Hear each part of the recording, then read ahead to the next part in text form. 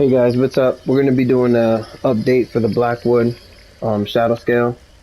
A lot of changes happened since the new chapter came out, and they don't look too promising.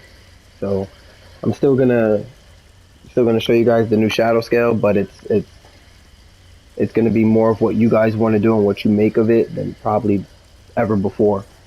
Same rules apply. I can't tell you how to play the game, and I won't tell you how to play the game. This is up for you guys and your preferences on where you want to specifically put things. There are only a couple things that have to be in order to classify you as a shadow scale. So the first thing would be you have to be Argonian. The second thing, your Mundus Stone or Boonstone must be Shadow. Last but not least, the Dark Brotherhood, Blade of Woe. That would be most beneficial and probably should be a mandatory requirement to have you as an initiate. So, and completing the Dark Brotherhood as well after just getting the Blade of Woe would just complete. That's kind of like right there, kind of like should welcome you into that whole assassin shadow scale setting. But with that said, as far as like armor, weapons, I mean, it's really what you guys make of it. I don't see assassins running around with healing staves. I mean, I'm not saying that it can't. I've never seen a shadow scale with a healing staff. I haven't seen a shadow scale with a sword and board. So I'm gonna just pick the two primary weapons that I like to use in no specific order. It would be bow and dual wield, or dual wield and bow. And again, you guys can play it how you want to play it. If you guys don't like that, you guys don't like dual wield. Pick whatever weapon you do like, but those are the two that stick out for the assassin group. Best class obviously is going to be a Nightblade, so there's that for you. Anything else, I'm not sure is going to work the same. They're not summoners, they're not sorcerers, they're not warlocks, they're not priests. A shadow scale is an assassin. Alright, let's move on. So as always, we're going to hit the character sheet first, and this is where probably one of the biggest differences to the game that's actually been made. If you look over to your right, you're going to see weapon critical. I used to be at about 64%, give or take. I know it's in my previous video, maybe it was 62, I'm not sure.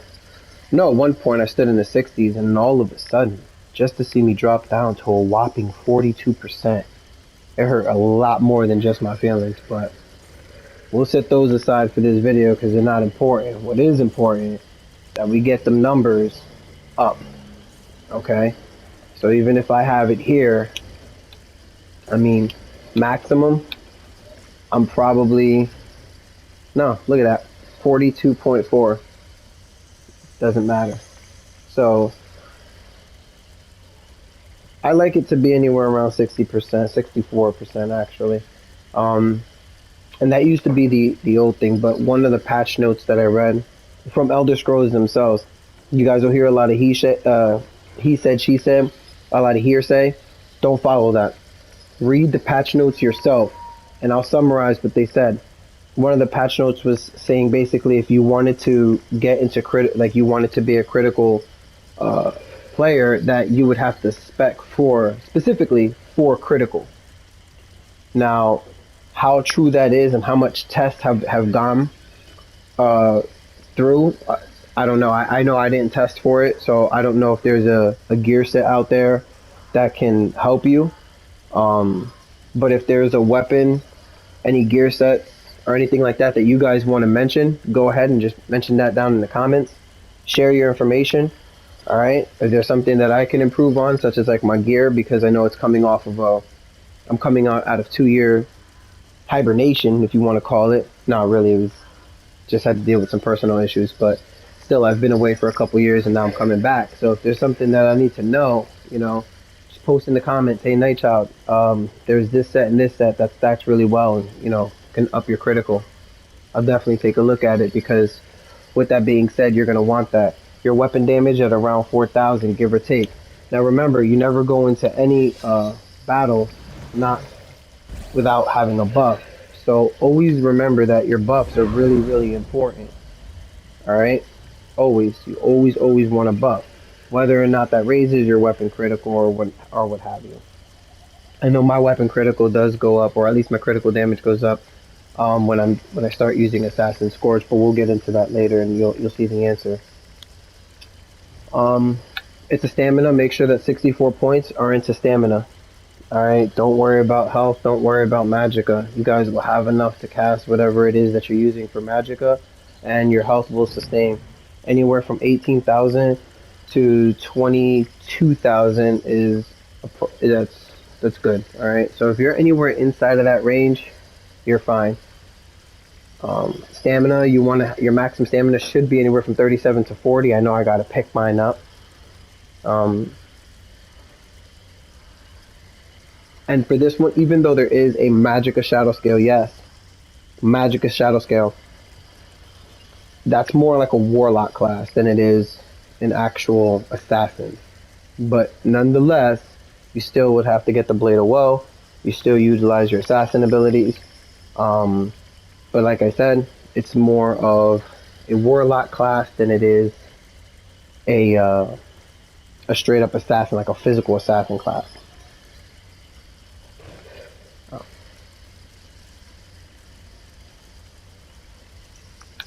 There's the Shadow, the Boonstone, the Mundstone must be Shadow.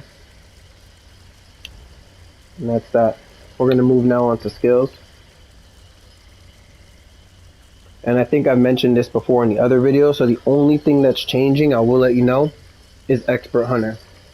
Alright, that must be slotted. It has to be. It's got to increase the weapon critical rating to cover up as much as whatever was lost. So whatever you can do for critical, make sure that you guys are doing it. Even on your weapons, you know, spec for your traits, make sure that they're critical. All of them, even the bow, all of it. Which is what's going to help me pick mine up just a little bit. I just have to redo my bow. And I think my daggers are already at critical. But yeah. So this is the only thing that changed on the skill side. As far as the bow goes. You're going to hit him with Reaper's Mark. Alright, mark target is a prior. Lethal Arrow, Snipe. Venom Arrow, Poison Arrow is the prior. Relentless Focus. Expert Hunter. Toxic Barrage. Alright, Rapid Fire is the prior. So with that being said, there's a way to actually utilize this. But what you want to do obviously is you're going to buff or debuff with Reaper's Mark. Buff or debuff with Relentless Focus. Get all your buffs and debuffs out first, and those are your two. What's going to happen with Relentless Focus is, oh, here it is. It's critical damage, by the way, from what I said earlier. It's not critical chance. So the critical damage will go up if you critically hit them, and that's if you want to hit them light. Hit them with 5 lights and 3 to 5 heavies. I say 3 to 5 because if you guys are using heavy shots, if you're using Relentless Focus and you guys are doing heavy shots, that's 3. It only takes 3 shots and it'll activate your Assassin's Scourge. However, will the 3 shots equal the, you know, is it like hitting them twice? I don't know. So you might still only end up with 6% critical damage and healing instead of the 10%. Alright, up to 5 times. So you got to remember, 2 times 5, you guys are able to get 10% critical damage and healing. However, 3 heavy shots activate Assassin's Scourge, and I think that you're probably only going to get still 6% instead of the 10. So you might want to go the 5 light. I just want to make you guys aware that trying to do it is not good. Trying to go just, I haven't tested this is what I'm saying. I haven't tested 3 heavy shots. Will that equal my 10%? You know, when I'm associating, of course, again, Assassin's Scourge to the critical damage. So it says while active, hitting an enemy with 5 light or heavy attacks, you don't need 5 heavy attacks to convert this to this ability to Assassin's Scourge. You just need 3. Um, Again, up top, I'm just not sure. I have not tested the critical damage ratio, and does it hit 5 stat, or excuse me, not 5 stacks, but um, if I hit it 3 times with my heavy attack to get the Assassin's Scourge, will it equal the 10% critical damage and healing? I don't think so. If somebody knows for a fact that it will, then let them share that. Again, you guys can put all your information down in the comments below. So the order in which this happens is you're going to hit Reaper's Mark, you're going to hit your Grim Focus Relentless Focus for the buff. You're going to get whatever buff you can, and when it actually does turn into activation, you're going to plant Lethal Arrow, Venom Arrow, and Assassin's Scourge all in one lump sum. Alright? And that right there is going to hit like a truck, I promise you. Again, you guys are doing this as a thematic build. This is not one of those builds that are meta. This is just a play around. I love the assassination part of this game, and that's what I want to do. So that's what this is. This is not meta builds. So anybody thinking that this is like the strongest of the strongest, no, you guys have to tune into meta players and what their builds are. I'm sharing to you what a Shadowscale build is, and that's it. This is strictly just that of the Shadowscale. Alright, it's a thematic build, usually used for role-playing or everything PvE. I've soloed everything in the game PvE, and I've even soloed normal on this build, normal 4-man dungeons on normal. I do need a little bit of help with the vets, and I do need help obviously with trials. DLC areas, those can be a little bit hefty, so you're going to want to make sure to bring a healer, a pocket healer. If you know somebody, tag along. If you guys have a guild, or any one of your guilds are raiding, try to go with them in the DLC areas, because those areas are kind of like they pack punches. They pack punches. I'll tell you that. That's how you use the bow. For dual wield, channeled acceleration. It is a must. It increases the critical damage, and it's one of the primary stats of a Shadowscale. Critical damage, stamina, weapon critical, weapon damage. These are max stamina, by the way. These are like probably the 4 main stats that you're gonna need. So make sure that your critical damage is always up. Shrouded daggers, hidden blade would be the prior. Blood craze, twin slashes is the prior. Bloodthirst, flurry is the prior. And an assassin's blade if you'd like an execution move. Now this can be replaced as well with Expert Hunter. If you guys want to do that, and you guys can probably use this as your bread and butter. That's one way to go about it. For ultimate, I like to use Rend. Alright? And so, people may be a little bit confused if they haven't watched the prior videos. All the way back as far as Morrowind, I stressed out, and even on some forums, I stressed out that Shadowscales they do damage while they heal. And they're Argonian. In this game, Argonian's passives are healing done. They didn't start out that way, I could tell you that. I've played this game, and even for a short while, I don't know if anybody remembers, for a short while, they even had a passive where their healing was also, healing received was increased. And they made really, really good tanks. But again, that was after their original passives, which people didn't care about. I mean, the only really honest thing they had was if you drank a potion and increased all 3 of your resources instead of just 1, and their swimming was increased. Now, Argonians competitively are probably, I mean, I might sound biased, but they're probably one of the best in the game. So, best races to play in the game, especially when you want to do healing. Well, that's what a Shadowscale technically does. They do damage, and whatever damage they do, they heal themselves for. And so, that's what you're getting out of it. You know, that's the build of a Shadowscale. You heal, you sustain your health, and heal yourself as you battle. Alright, so just running down the skills of the dagger, as you can see, all of that. A lot of these moves are healing.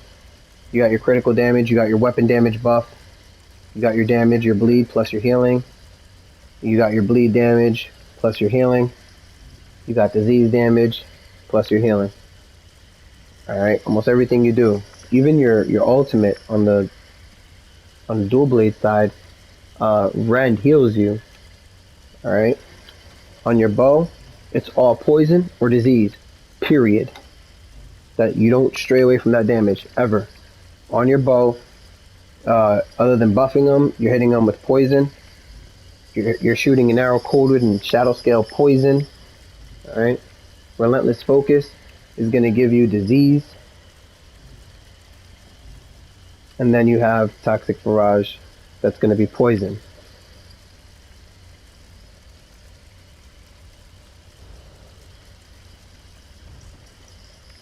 Goes very well with the sets that you're going to wear.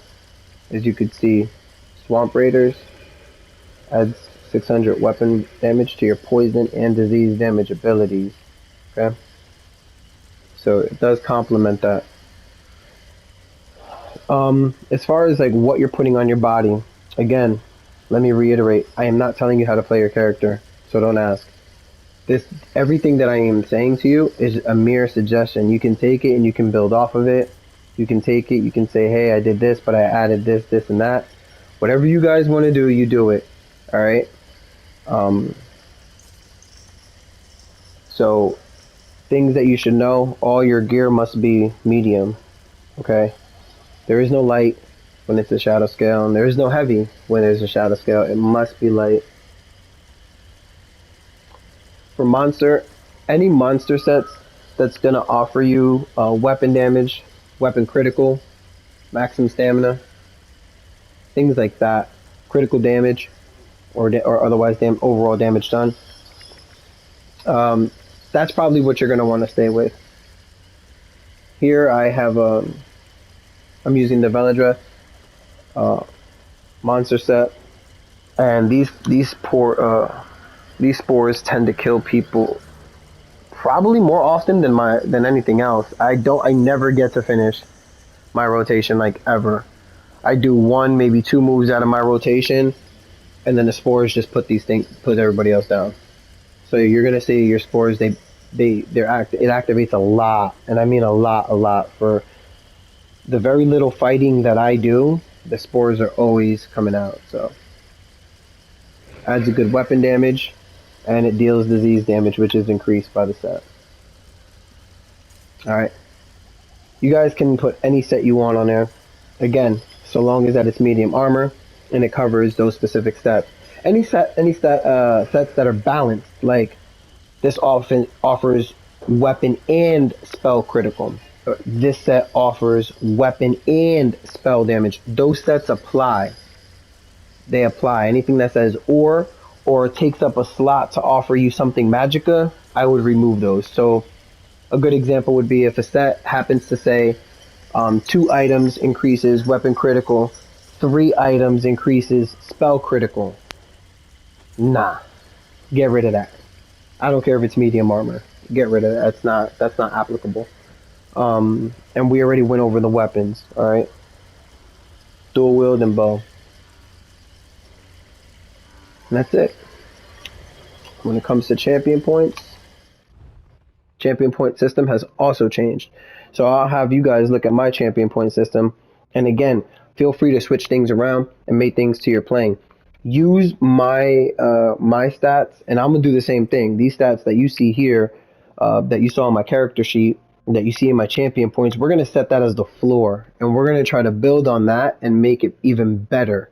But use that as the floor, and then from there we can experiment and see what we can do to make our characters get them up off the floor. All right, so we're using this as the floor, and we're gonna go higher than this. All right, that's the goal.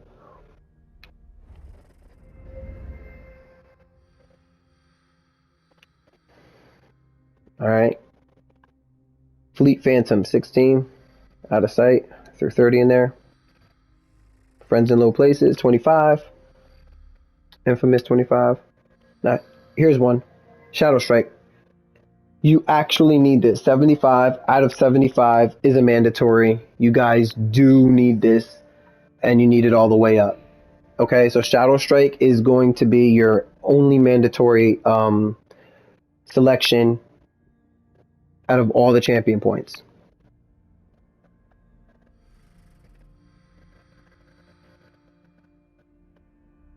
Meticulous Disassembly, 37. Treasure Hunter, 50. Steadfast Enchantment, I have 10 in there. Wanderer, 15. Breakfall, 10. Soul Reservoir, 33. Sustaining Shadows, I have 15 in there. Alright, so again, just you guys want to make sure that in here this is your only mandatory one in craft. Shadow Strike inside the craft champion point system is mandatory. Let's move on to Warfare. Warfare is going to be a lot of your offensive, and Fitness will be a lot of your defensive.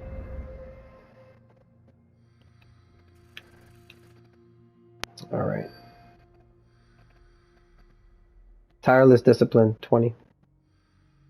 Extended Might, 90. 20 out of 20 in Piercing, 40 out of 40 in Battle Mastery, 30 out of 30 in Mighty.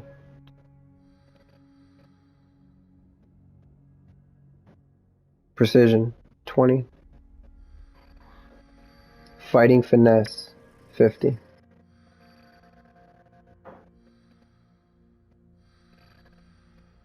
Thaumaturge, 50. Deadly Aim, 50. Fighting Aura, 10. Now, you can redirect points, and some of you may want to. The key is to be situational in anything that you're doing, whether it's a dungeon, or whether it's killing a world boss, questing, trial. Guys, you're going to be asked if you have certain things and where you can apply certain things at, and for the benefit of a good group, you're going to want Biting Aura all the way up, as it increases your area of effect attacks, and that's kind of like what people blast down to kill the ads faster and faster. Here I don't have it, but it's okay. I'll just rearrange some of my champion points so that I do get something like this up to 50, because yes, you do want that, and you will exchange it for a single target, or maybe exchange it for something, one of these other things, something else, whatever it may be. Put your points to where it's going to drop the ads or the boss as quickly as possible. You want the run to be as efficient as possible. Okay. All right, and then I have Untamed Aggression. I have 50.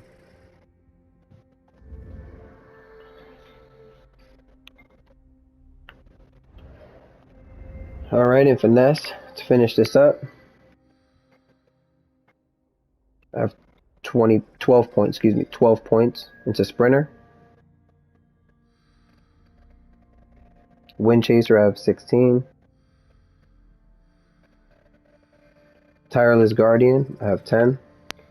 Walking Fortress, I have 6 out of 6. And Nimble Protector. Bloody Renewal, I have 50. Hero's Vigor, I have 20. Tumbling, I have 16. And Expert Evasion, I have 50. Juggernaut, I have 50. I don't know, I just don't like being controlled. Not by the government, not in the game. 10 points in Defiance. Yeah, that pretty much describes me. 50 into Slippery. 50 into Unchained. And that's that. Alright, again, you guys can move your champion points to wherever you want. I'm just showing you what I have. And then, likewise, feel free to share your opinions without, and I want to put some emphasis on this. You guys should not be telling other people how to play the characters. You can merely suggest it, say what you did, and allow that person to take it upon themselves to copy you or do something else, try it for themselves, and you can go on that. But other than anything that I said was mandatory, there's really nothing else mandatory about a Shadowscale other than what I mentioned. All right. And to give that the rundown, again, you must be to be a Shadowscale, you must be Argonian. You must have the Shadow Bone. You must wear all 7 medium. There is no light, there is no heavy. The primary weapons should be bow and dual wield, but what you guys do and how you guys make of that, you do and you make of that. Shadow strike inside of the craft. It must be completed 75 out of 75.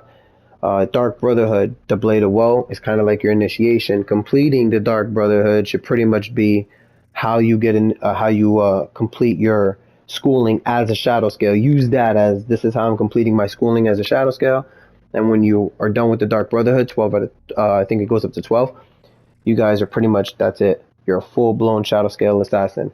What you decide to do with that and how good you decide to be is up to you guys.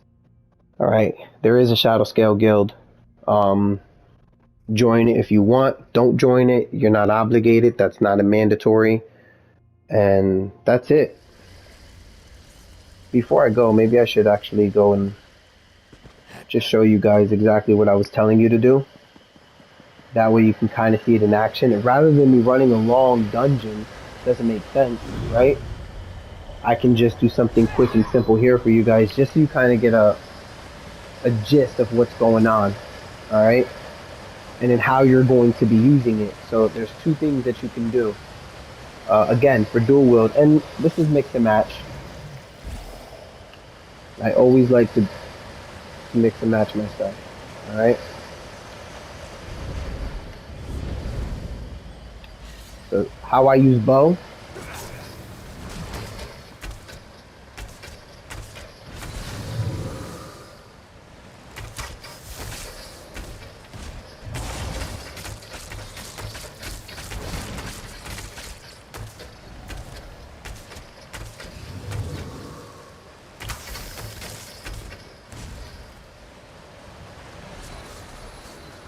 And that's it. All right. That was just using a simple rotation. And the rotation requires you to do triangle, circle, L1 twice. That's in one whole thing. It's kind of like a repeat rotation. So you're going to do your rotation, do your ultimate, redo your rotation because you still got a little bit of the poison still surviving. The other is the dual wield ability. So again, you can mark the target. That's not a problem.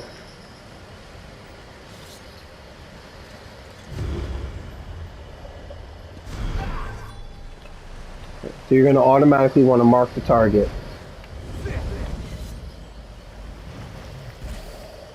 And you begin.